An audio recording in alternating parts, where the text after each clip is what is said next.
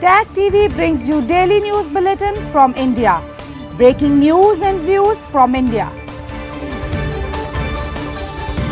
You're watching South Asia NEWSLINE and here are the top stories we are tracking for you on Monday, the 7th of April. PM Modi wraps up Colombo visit with defence, energy and infrastructure deals. Crown and chaos, Nepal sees surge in pro-monarchy protests. And POJK residents cry for help over crumbling infrastructure.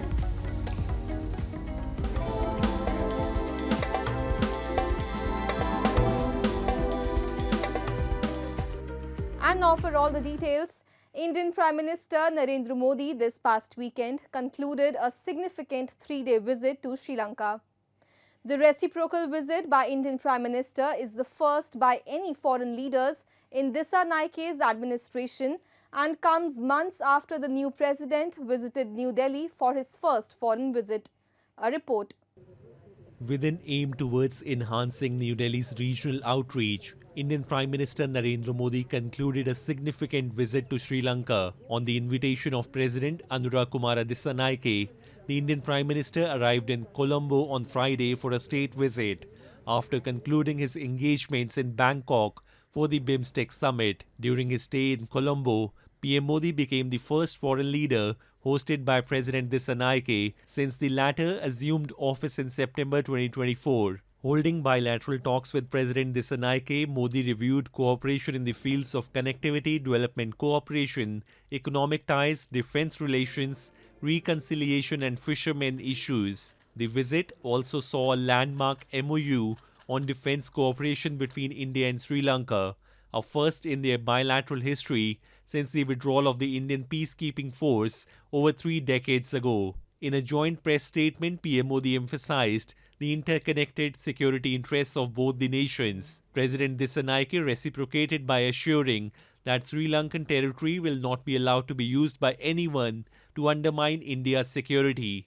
Addressing New Delhi's apprehensions about foreign naval presence, notably from China, in Sri Lankan waters. Talking about the contentious issue of fishermen's livelihoods, a persistent strain in relations, PM Modi highlighted the need for a humane approach to resolve the matter. Friend, हमारा मानना है कि हमारे सुरक्षा हित समान है।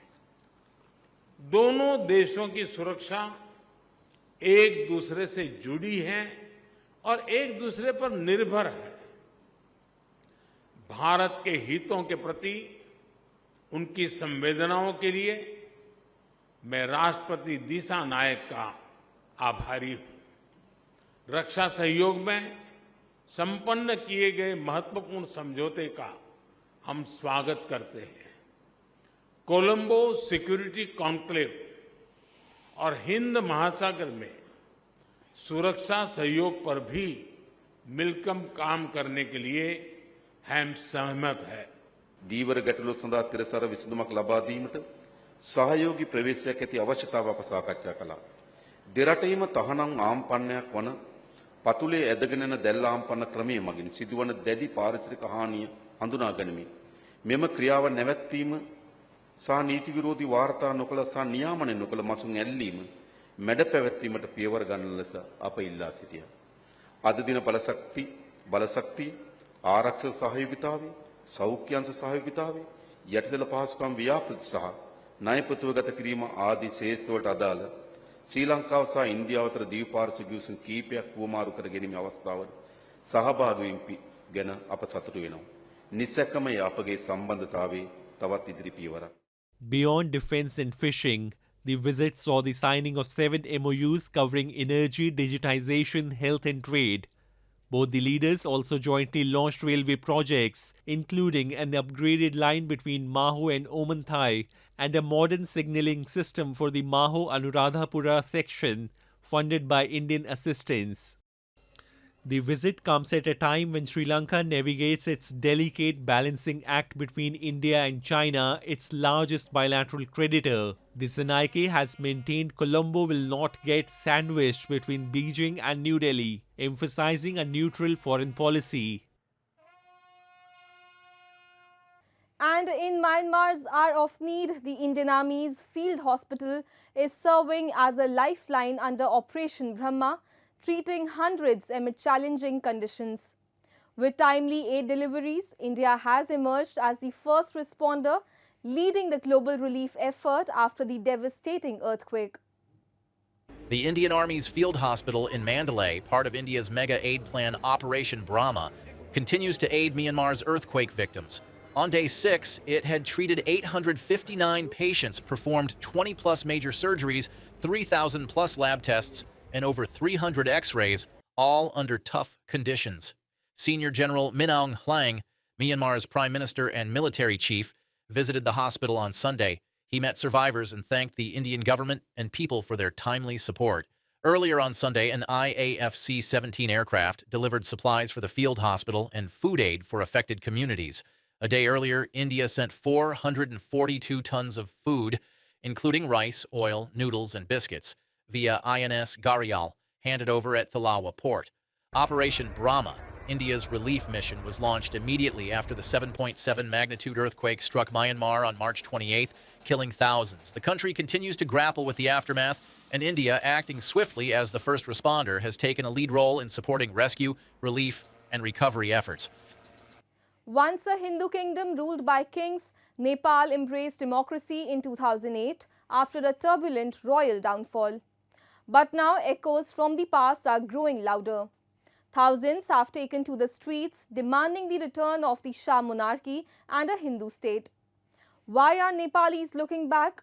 What's fueling this royal resurgence? And how is the government responding? Let's break it down for you.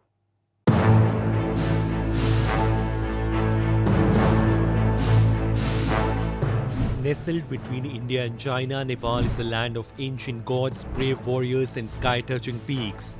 After abolishing its monarchy and embracing democracy, hopes were high, but years of instability, corruption and unmet promises have sparked mass protests demanding a return to monarchy and a Hindu state.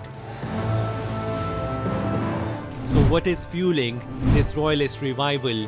ENI explains.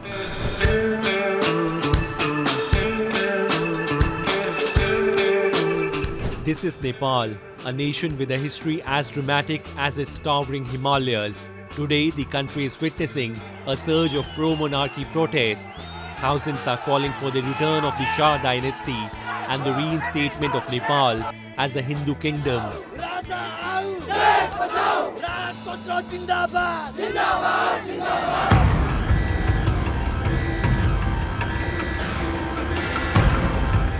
Nepal's political journey is a gripping tale of kings, uprisings, and dramatic twists.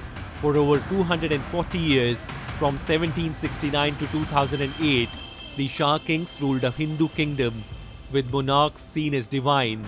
In 1990, mass protests pushed King Birendra to accept a constitutional monarchy. But in 2001, tragedy struck, the royal massacre. Crown Prince Dipendra allegedly killed King Birendra, Queen Aishwarya and others before taking his own life. Gyanendra, the king's brother, then took the throne. Gyanendra's decision in 2005 to seize absolute power backfired, sparking massive protests. By 2006, he was forced to restore democracy, and in 2008, Nepal abolished the monarchy, becoming a secular democratic republic.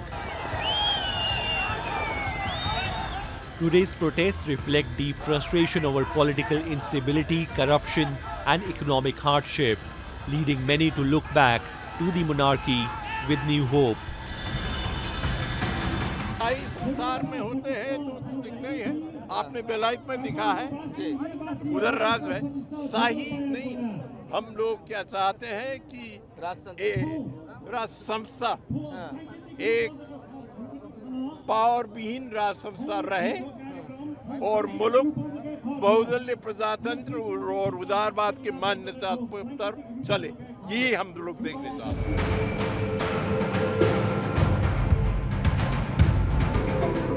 Since abolishing the monarchy in 2008, Nepal has seen 13 governments in 17 years. fueling instability, weak governance, and public frustration. Prime Minister KP Sharma Oli has blamed former King Gyanendra Shah for inciting the recent violent pro-monarchy protests in Kathmandu, which left 2 dead and over 110 injured, including 77 security personnel. Prime Minister Oli labelled the unrest a terrorist act, accusing the former king of disrupting social harmony and aligning with loan defaulters to fuel division for personal ambition. आपराधिक घटनामा संलग्न कसैले पनि उन्मुक्ति पाउँदैन, पाउनुहुन्न। यसमा पूर्व राजा शाहले पनि उन्मुक्ति पाउनुहुन्न। फेरि राजा बन्छु, व्यवस्था मास्छु भन्नेले यी सबै श्रृङ्खलाबद्ध घटनामा आफ्नो धारणा सार्वजनिक गर्नु पर्दैन। मानिसलाई मर्नलाई दुरुस्तान गर्ने जनकमान्डर, इतिहासले कुनामा फ्याँकेका व्यक्ति, अभियानका संयोजक, धनजनको क्षति र लुटपाट, शासक बन्ने मनसुबा। The Nepal government has cut security detail of former King Gyanendra from 25 to 16, signaling his diminished status.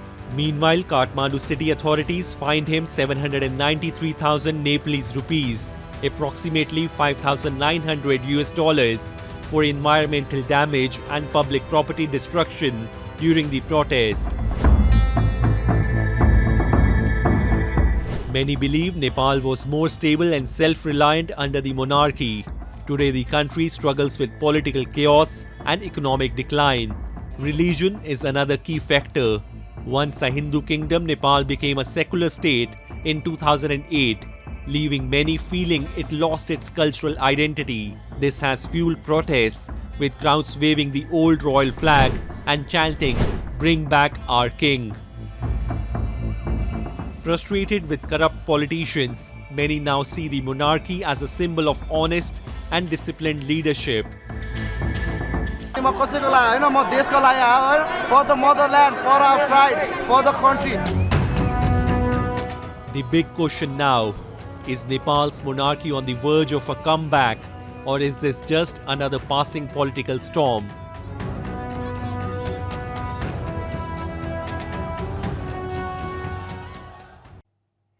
And Nepal's Prime Minister KP Sharma Oli termed his meeting with his Indian counterpart Narendra Modi fruitful and progressive as he returned to Kathmandu after participating in the BIMSTEC summit.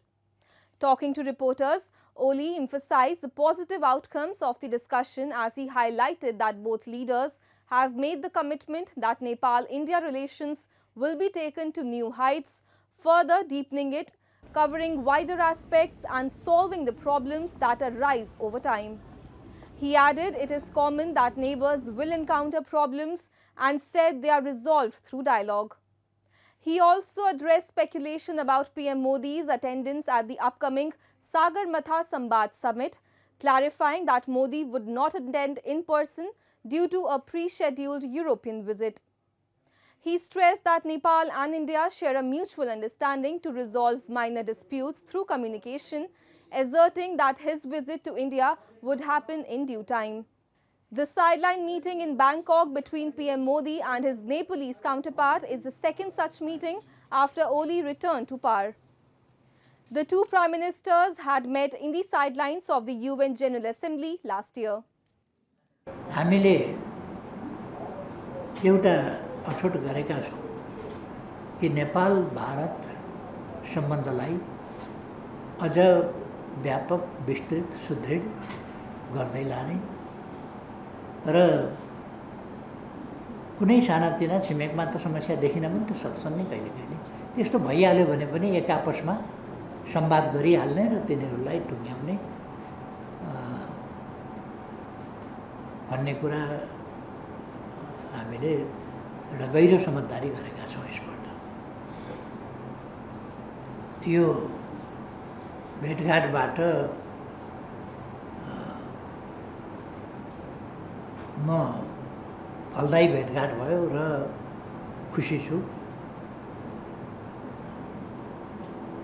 उहाँको कुराकानीबाट उहाँ पनि खुसी हुनुहुन्छ भन्ने मैले पाएको छु। Moving on, Muzaffarabad, the capital of Pakistan-occupied Jammu and Kashmir, is reeling under the weight of collapsing civic infrastructure. From sewage overflows to polluted rivers, residents say the city is crumbling due to poor planning and government apathy. A report.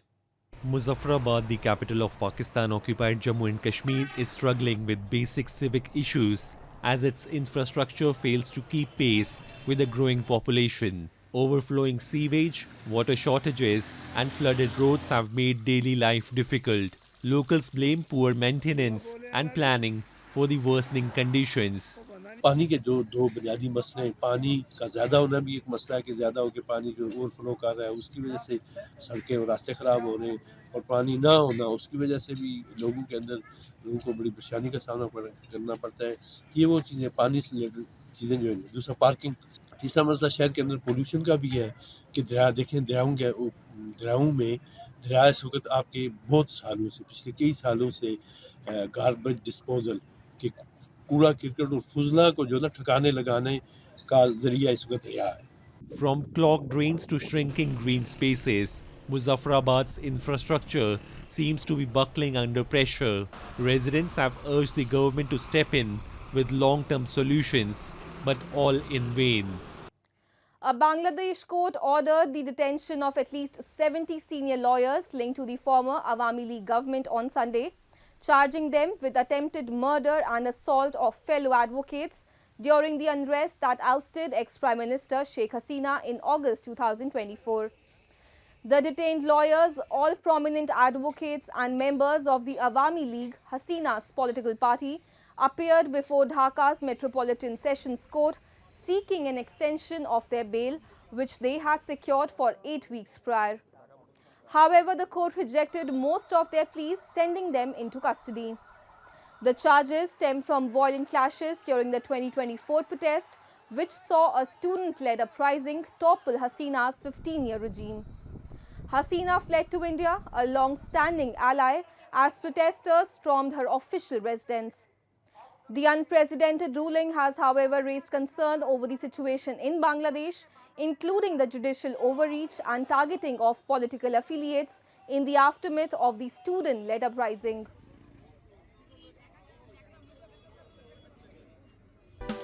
That's all in tonight's edition. We will see you same time tomorrow. Good night.